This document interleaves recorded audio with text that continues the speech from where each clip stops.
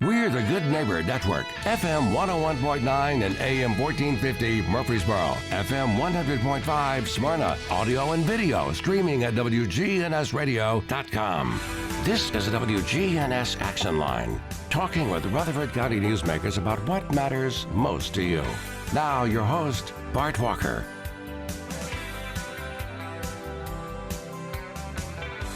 Well, good morning to you. Welcome into the Action Line from WGNS. This morning on the program, we're going to be looking at traffic in the area. We have with us Sergeant Austin Watson. Good morning to you. How are you doing today? I'm good, sir. How are you? Doing great. And you're the one who is in charge of coordinating the traffic issues with the Highway Patrol. Is that right? Well, with the Sheriff's Office, yes. With the Sheriff's Office? Yes. Okay, so you don't work at all with the Highway Patrol? Or So we do. My main job is to take care of our Tennessee Highway Safety Office grant. And part of that is our Rutherford County Traffic Task Force. So we're really fortunate to have a lot of agencies in this county that want to work together to stop fatal and serious injury wrecks, to include our friends over at the Highway Patrol, Murfreesboro City, Smyrna, Eagleville. You name it, any agency in this county, we work with them. Very good. Mike Rodgers is here also. Yes, sir. Good How to are be you here. today? I'm very well, thank you. Well, and you're sort of in charge of all of that, Well, getting it all together. so I supervise Watson, I guess technically on paper, but he does the work, so sometimes they'll call and want me to help with some things, but really it's his baby, and he does a really good job taking care of everything. Is the traffic situation, I know you've had some talks about that before on the radio. Sure. Has it improved much yet, or is it still the same?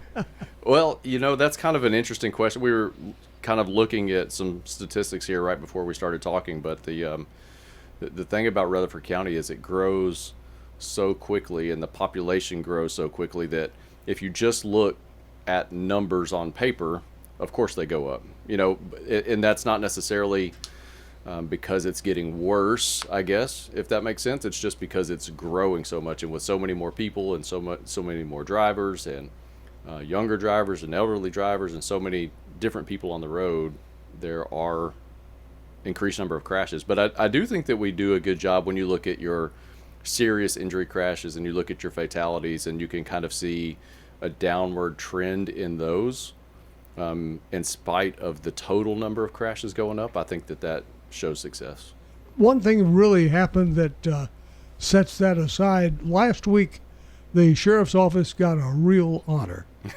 Share with us about that. I'll let Watson tell you about it's his accomplishment. He did the work, so I'll let you kind of tell what all that is. Sure. So the Highway Safety Office, which we work very closely with, we were awarded on their law enforcement challenge. Every year they put a challenge together, basically, hey, we can submit this for points. And that's a big, wide range. We talk about getting out in the communities, talking to teen drivers, older drivers, getting out, putting out radar trailers where we have hot spots, to putting out message boards. So it's a big community thing on top of training, incentive, and recognition for our people. And we were fortunate to win in our category this year, 200 to 500 officers. And then as the Sheriff's Office of the Year, as we had the most points, we were awarded that as the Sheriff's Office of the Year for the Lifesavers Conference. Well, congratulations. Thank you. I appreciate it. That is great. It's a group effort. I may put it all together, but we have a lot of good men and women who go out there, do a good job, get in our communities, and really care about traffic safety and the people that drive on our roadways. Are there any areas in particular, any certain areas of traffic that really have improved and also that concern you the most? Well, we've really, the interstate is doing very well right now. We saw a big trend for probably 2 to 5 years where the interstate was becoming a very, very dangerous place to drive. Now, we're having issues on Las Casas Pike and Shelbyville Pike. We've had a few fatals this last week, but through some enforcement and education, we're hoping to curve that. And the least when we have less fatals, we have less statistics and more families that don't have to deal with that.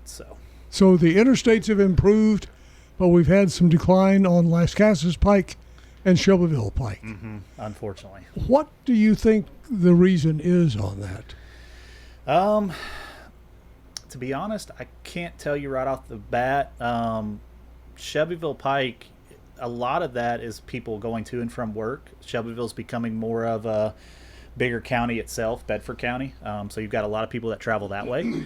You've got a lot of people that travel on Las Casas Pike. It's just, as Lieutenant Rodgers said, we're seeing more and more people, and with more and more people, we have more people on the road. So, and there is something we've only kind of preliminary just looked at this the other day.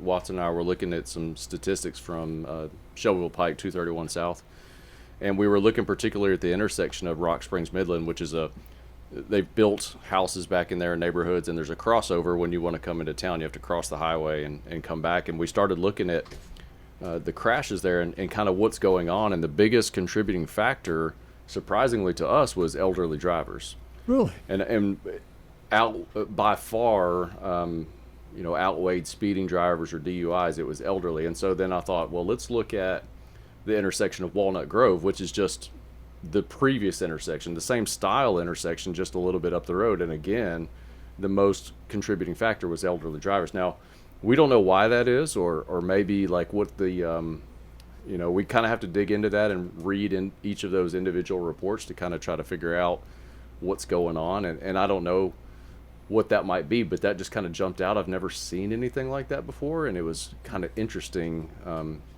I don't know. So some countries have a limit as to how long you can drive. So we don't. We don't. We don't have any sort of limit. The way that works is, if an officer, and in fact it could be a family member, there's a form that you can submit to the state of Tennessee, and it basically just says you kind of provide a little paragraph about cause as to why you think that this person may not be able to drive, and what happens is it just triggers the state will send them a letter, and they have to come and be evaluated and do their test again. So that's kind of how it just, as you encounter it, we kind of talk about it. But, to be honest, that's a very, very difficult thing for us to do as law enforcement. That's a tricky thing. But we are seeing, just like every other population or group in Rutherford County, if you will, there's a lot more elderly drivers now, and generational also.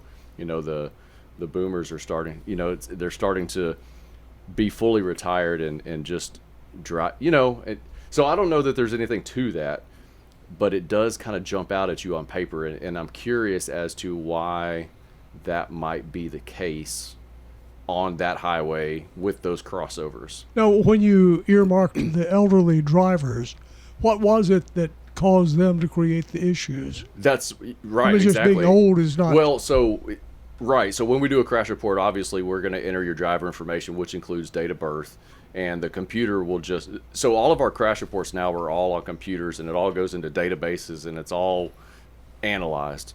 And so it just spit back like, hey, here's something in common with all these crashes. But it would also, so there was a few indications of speeding drivers, which would indicate that potentially that crash was caused by a speeder. There was one that was a DUI, but overwhelmingly they were, and I don't know what the trigger is, if it's maybe 65 or... So that, per the state, they report that as 65 and older. Right. So anybody who was involved with that age and older, that would be considered an elder driver. What should family be doing to watch to be sure that their family members are not creating issues and dangers? So... It's a hard one. It is. That's it's a very hard difficult. one. Yeah. That's a case-by-case basis. If they are able to drive and they have full functions, sure. Some people can petition the state to say, hey, I have this older family member that I think, hey, needs to retest. So they can go to the Department of Safety and say, hey, this is what I think what's best for them, and then they can retest and have that done. We also offer car fit. That's through AAA. So we have people that can come look at older drivers' cars, make sure your blinkers are working, make sure your car is running correctly. We offer that as a service, to kind of help curb that, to make sure that those crashes weren't caused by a decaying vehicle because they don't have the means to keep their vehicle up. And another really cool thing about that program is with the technology in cars now and the the infotainment centers and all the buttons and all the things, like the officers will sit with the person and say, here's how the mirrors work, here's how you adjust your seat, this is the seat memory functions, and all the little knobs and dials and switches, and they can kind of help familiarize people with that if maybe that's confusing, because I get in cars now and I'm like, well, everyone's different. Let me sit here for a while and figure out where the buttons are before I can even go anywhere. So it's a really cool program that we offer, and maybe would help with that. But I don't know. I just think I think it's interesting, and we don't know if it's maybe the drivers on the straightaway or the drivers on the crossover or what that is. But. So you're just right now at this point not looking at what's causing it, just the age factors showing up. Exactly. Well, what we ultimately want to know is what is causing it, and then what can we do about it. And it kind of jumped out at us, and we were like, if that is the case, what do you do about that? How do you, if it's speeding, I've got tools for that, right? If it's DUI, I've got tools for that. But if it's an aging community out that way, I don't really know, other than just like he was saying, go out and offer some programs and talk to families and things. I don't know how you. Las Casas, Milton, that area. So that's they're not. Yeah. They don't have the corner on that, I wouldn't think. Is this something that you're finding across Tennessee and across the nation? No. Okay. Elder drivers. Maybe they do have the corner. Yeah, elder drivers is the thing. A great thing about medicine is people live longer. We're going to see a trend, but I don't think we're there yet. I think your biggest problem ends up being your speeders and your impaired drivers. You're driving a 4,000 or 5,000 pound vehicle at 80, 90 miles an hour. That's where most of our crashes that we're seeing. But it's like Lieutenant Rodgers says, it's interesting to keep a look at it to make sure that if there is a problem, that we get out in these communities and try to educate and help as best we can. So do you think that we're very close to the time when there will be unoccupied taxis and vehicles to just take people around? That would solve it all. Well, that's already a thing in some places. Yes. It's here in our country, in certain states, I hear Texas is trying it. It's already a thing. But would that solve your problem, or as long as people don't run into those?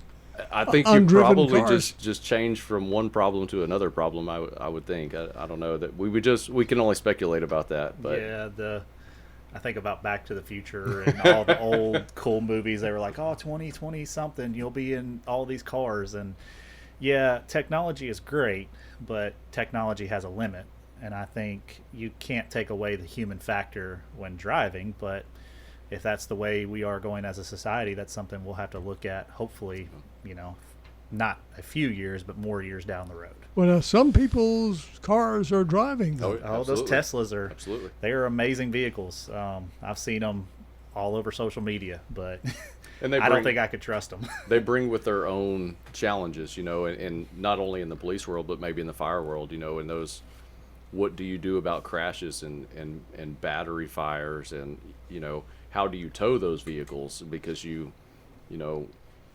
technology won't let us get in and start the car and put it in neutral like you would a traditional. There's a whole different set of, but that's that's evolution, and that's what we'll have to figure out as we go. And nowadays, a lot of the problems seem to be the other driver, especially on the interstate. You'll be driving down the interstate, which 4 lanes, 5 lanes, and soon more. And somebody decides to change lanes right in front of you.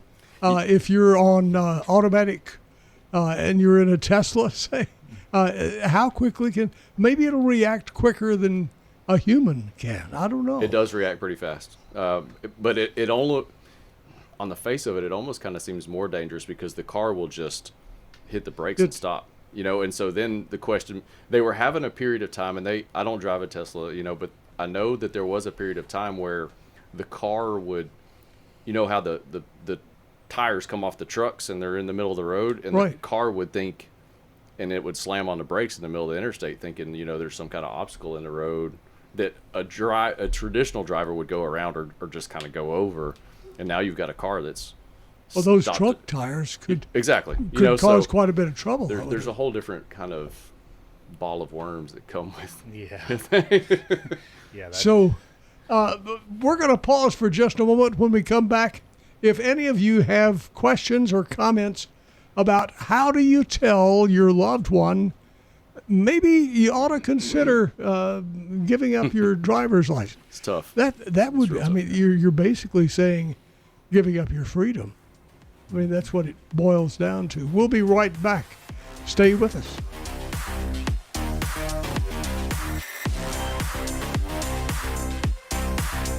Don't throw away old flags.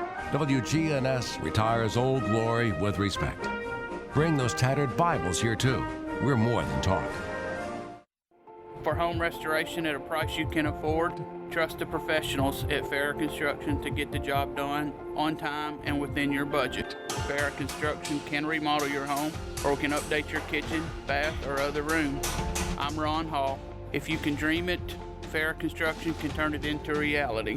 Call Farrah Construction at 615-893-6120. Shop local. Let our family business help you. Farrah Construction Company. At Bud's Tire Pros, we sell all major brands of tires, and we invite you to stop by today for that next set of tires. Or maybe you need us to check out your vehicle before you head out of town. We offer everything from brakes to batteries, alignments, and more. No appointments necessary, just stop on by. I'm Allison Mitchell with Bud's Tire Pros. We're located on East Main Street, exactly 3 miles from the town square, 1 mile past Rutherford Boulevard. Visit us online at budstirepros.tn.com. We'll see sunny skies here this afternoon with a high in the mid-80s. Tonight, partly cloudy, a low near 58.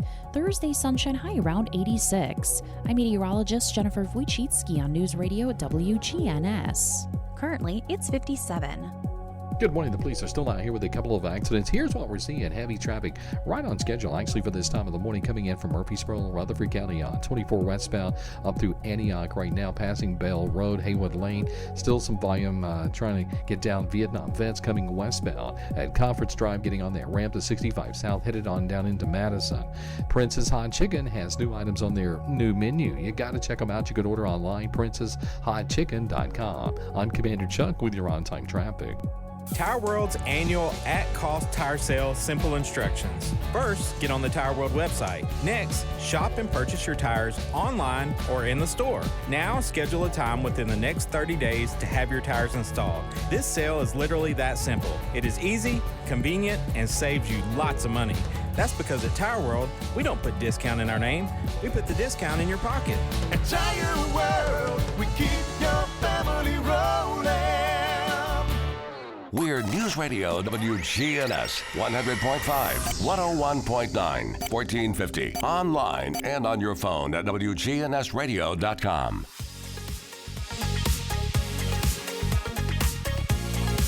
Welcome back. Have you had to tell a loved one, we need to take your keys away? Is there an easier way? I can't imagine there being an easy way to do that. That's got to be a rough way. That's one of the hardest things that we do, and I think we try to stay away from that. Anyway, I just thought it was curious that statistically out there on that one particular highway we were seeing some of that. So. And it's only 2 highways that you're seeing that on? Just Shelbyville Pike, just the one highway, but 2 different intersections, which starts to kind of. I thought you said Las Casas was having some issues. Right. Well, as far as the aging drivers, we've only seen that on Shelbyville Pike for some reason. Yes. That is weird. It's strange. Yes. Any particular area of Shelbyville Pike? So where we're looking at is the 2 intersections, Rock Springs Midland, and then the next intersection up, which is Walnut Grove. And that just makes no sense. It's just it's an interesting thing, and if anybody's got ideas about why that may have been, we would love to hear that. It might just be some kind of weird anomaly, but we're always trying to figure out what's going on in the because you'll start to notice hot spots in the community, and some of them may be because of the way the road is constructed, and so then we have to look into, partnering with the highway department to get that fixed, or maybe we're having a DUI problem, so then we just want to overall reduce the number of crashes and the number of serious injuries, and so we're always trying to figure out what's going on. Does the state have a group that can help you with that? The state of Tennessee, do they have a service that can help counties, determine what's causing this problem? So not officially, I don't guess. And what we do, Watson was talking about earlier, the Rutherford County Traffic Task Force. So we will meet once a month, with all the different law enforcement agencies, and we do have TDOT will come, and the people that drive the hero trucks, and we will kind of discuss it. Some of the engineers will come, and we will just discuss those things and kind of cumulatively try to figure it out. But I don't know that there's a specific agency per se. Titan is really good about sharing the data and statistics, but it's kind of more of like a here's the data, kind of thing. They don't really, that I'm aware of, analyze and then roll out strategies kind of thing. It's kind of a here's the data, and use your expertise to figure it out. Here's a question from a listener. She says, my father is in his 80s. He seems to be very aware of everything that's going on, and yet I'm really worried about his driving abilities. I don't want him to be hurt, and I don't want anyone else to be hurt. Sure. What can we do to be sure that he is a safe driver? So, and what I want to emphasize is it really doesn't have to do with age.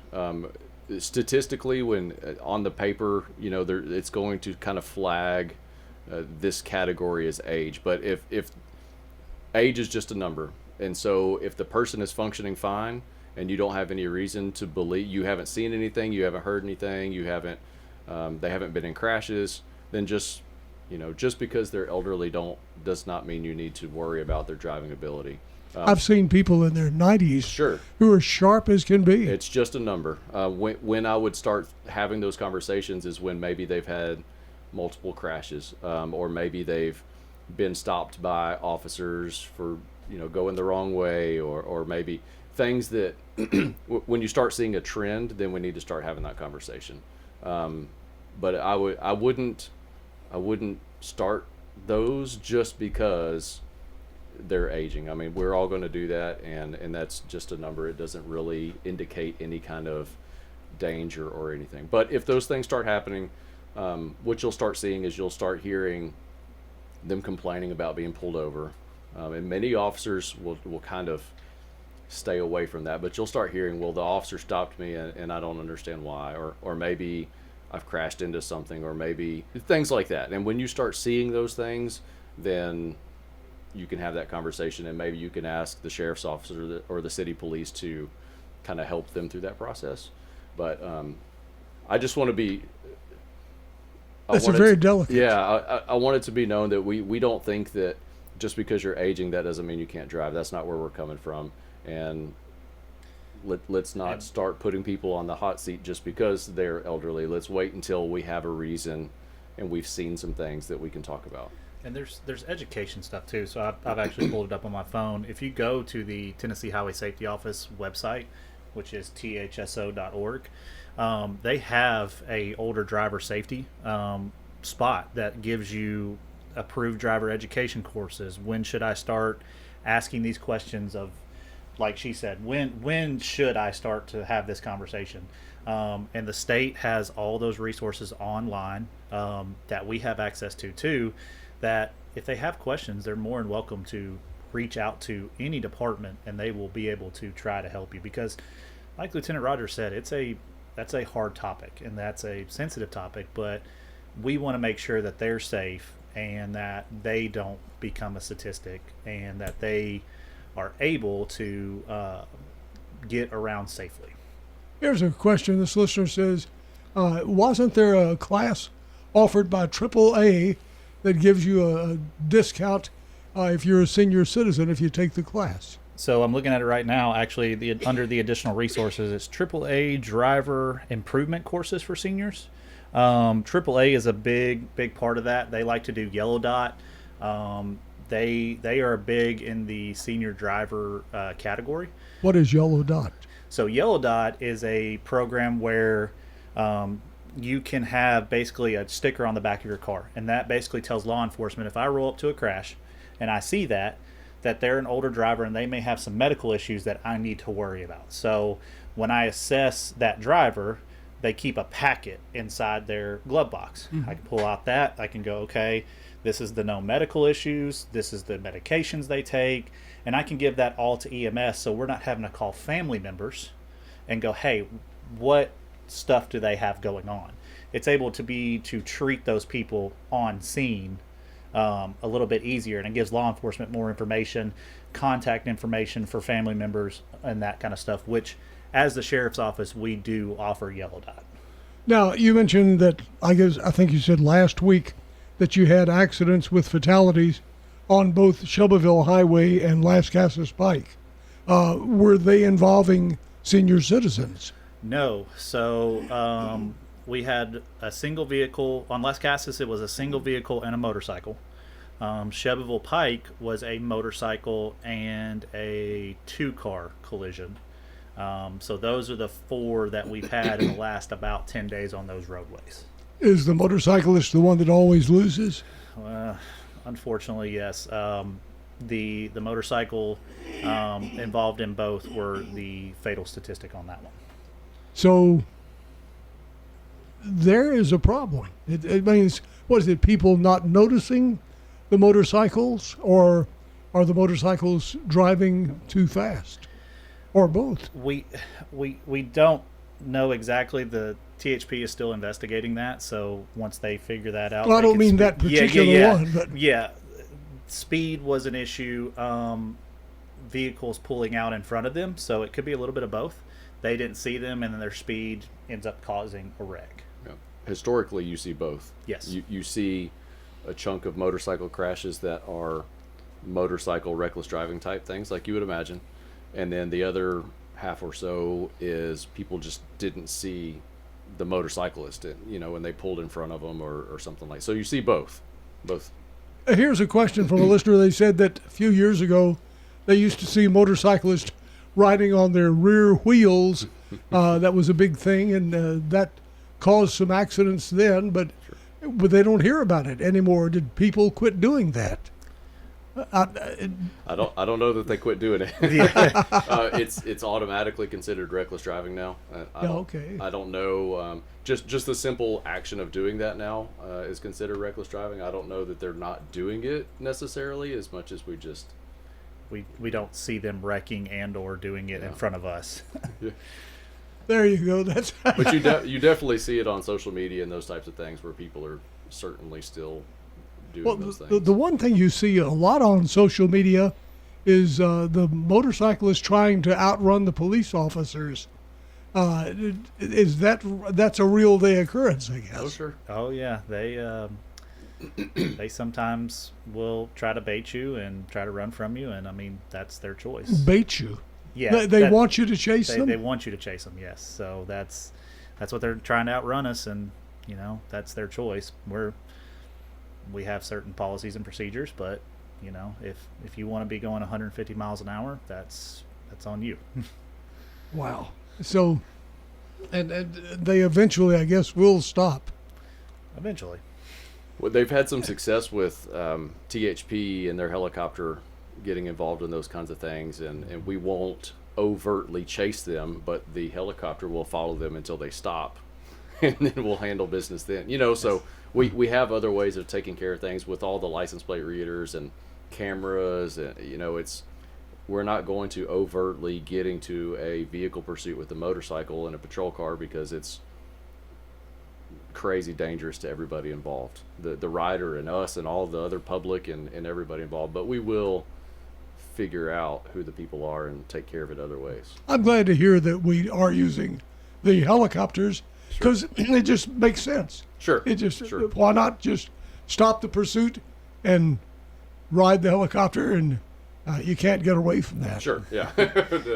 They've got better lanes in the sky than we do That's right. on the road. That's for sure. So if there's one thing that you wanted to get across to the driving public today, what would that be? What message would you want to get out? So the biggest message right now, and we're in the middle of the Tennessee Highway Safety Office Labor Day Booze It or Lose It. So we see a lot of impaired driving crashes this time of year and impaired drivers. We just want people to be aware, like, please don't drink and drive. Please don't use drugs and drive. And we also want people to slow down. We want to not speeding in a crash. The more you speed, the more violent it's going to be. I mean, everybody knows that. So we ask you to please slow down, please pay attention, stay off your phone while you're driving. I know that's hard nowadays, but please give your time and attention to the road, because as we have seen an increase in fatalities, it's hard to go tell families that a family member has died, and especially if speeding or impaired driving is involved. We don't want to have to do that, and we don't want more statistics on our roadways. That has to be the hardest part of your job. Those are not fun at all. And you know, when you hear family members break down and all of that, and you've had to tell them a family member dies and it could have been avoided, it's hard. So we ask people to help us curb fatalities by driving the speed limit, wearing your seatbelt, staying off your phone, and not driving impaired. Well, as we head toward Labor Day and things of that sort, summer supposedly will be over. Does the driving improve, or do we have fewer people on the roads? So, as we look at each other, it's historically and statistically, our hardest part of the year is between Thanksgiving and New Year's. So we're heading toward that. We're heading towards, usually for at least Rutherford County, our hardest part of the year and where we see most of our fatals is between Thanksgiving and New Year's, because most people are taking time off for the holidays. There's a lot of family gatherings, so people that we see those kind of increase. So be aware, the worst is yet to come. Unfortunately, well, yes, hopefully and not. hopefully not. When we went through the 100 worst days of driving, and now you're saying this Thanksgiving is going to top it. Well, I'm not saying it's going to top it, but historically we have seen that. We try to use our saturation money to curb that, but unfortunately that is what we tend to see in the statistics. It's a full-time job trying to keep up with statistically likely times for crashes and how we can intervene and try to reduce those. Mm-hmm. We're talking about your safety, driving safety. We're also talking about some surprising new developments here in Rutherford County, in that it looks as if senior drivers may be causing an inappropriate share of fatal accidents in the area, or just accidents, period. What do you do about that? We will continue the conversation from the Rutherford County Sheriff's Office. Lieutenant Mike Rodgers and Sergeant Austin Watson. We'll be right back. It's the boys of summer. You're listening to Rutherford County's home of the Atlanta Braves. I'm Ben Ingram, and this is News Radio WGNS Murfreesboro, Smyrna. Tire World's annual at-cost tire sale, simple instructions. First, get on the Tire World website. Next, shop and purchase your tires online or in the store. Now, schedule a time within the next 30 days to have your tires installed. This sale is literally that simple. It is easy, convenient, and saves you lots of money. That's because at Tire World, we don't put discount in our name. We put the discount in your pocket. At Tire World, we keep your family rolling. Hi, this is Amanda from Animal City, and our hand-fed baby bird nursery is starting to fill up. If you are looking for your next sweet feathered companion, come in and see us. Find your next pre-loved, pre-spoiled pet here at Animal City. Be sure to check out our downstairs level. Here at Animal City, we would like to thank Murfreesboro for letting us be your family-owned and operated pet store for 33 years. Animal City is located at 919 Northwest Broad Street. Are you tired of constantly spending money on sprays and other things to control mosquitoes around your home? If so, come by Holden Hardware and get the Spartan Mosquito Eradicators. When used properly, the Spartan mosquito eradicators will kill mosquitoes. Come by Holden Hardware on the square and get the Spartan mosquito eradicators. This year, make mosquito control easier and cheaper. Come by Holden Hardware on the square and get the Spartan mosquito eradicators. This is Peter Demas at Demas's Restaurant. One of the things that we're doing on the remodel is that we're putting in ceiling tiles that have a high absorption for sound and be able to enjoy their meals with their families. We're bringing a lot of the green back, and we're bringing back retro light fixtures. We've added a wall while updating the look and making it a lot more fresh. Now that you've heard about the changes that we're making at Demas's, you need to check it out, so come on over right now. Demas's Restaurant on Northwest Broad Street. Bob Ferris lives at Adams Place. The personnel here are excellent, and they are concerned about your well-being. Yes, they're always asking you how are you doing and what can I do to help you, and that's a blessing.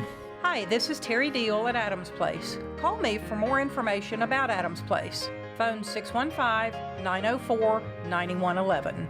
Adams Place, 1927 Memorial Boulevard, across from Walmart.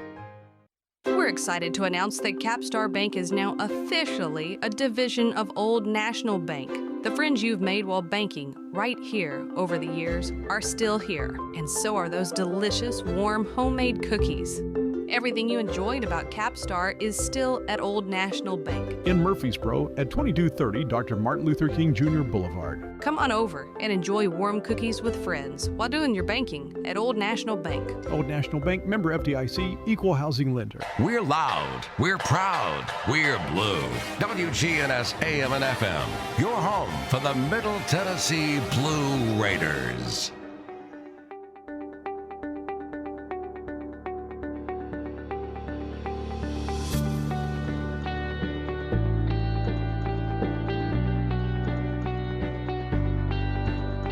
Labor Day is just around the corner, and that always presents challenges to you. You've got some special programs to make that safer for us. Share with us some of that. Sure. So during Booze It and Lose It campaigns, we have increased saturation patrols. So deputies will go out. The task force also has those options as well. And the big thing is to keep impaired drivers off the roadways. The Booze It and Lose It campaign, remember, intoxication is just not alcohol. Remember that drugs can cause impairment. I think I talked about that last year when I was here with you. So we just want to make sure that we don't see an increased DUI crashes, and that we can keep people safe on the roadways, and that we have enforcement out to kind of help curb that. So we're about almost 2 weeks away. Not a little bit less than that, but almost 2 weeks until Labor Day, which is September the 2nd. Sure. So what advice would you have? Stay off the roads, don't go anywhere? No, we want people to enjoy their time, but we want them to enjoy it and not drink and drive. If you're going to go to a party, have a sober driver. If you're going to, go out on the lake, maybe, stay there for the night. Do what you want. It's a great way to celebrate. Everybody likes having a day off. Everybody likes not having to go to work, but please just make good choices. We talked about fatalities. We don't want to see an increase in impaired driving and fatalities that come with DUI crashes. So reduce your road time. Yes, if you're going to drink and drive, please, or drink, don't drive. Okay. I said that. If you're going to drink, don't drive. Got too fast for myself. There you go. People just don't get that. I mean, this message, if we had turned the time back 40 years, it'd probably be the same message. Oh, absolutely. Well, and the other thing to throw in there is to wear your seatbelt. This is not a seatbelt campaign that we're talking about right now. However, and this is statistic rabbit hole again, but we do see that nearly half of the... So there's many different factors that contribute to why a crash occurred. But then there are also factors that contribute to why a person may or may not survive that serious crash.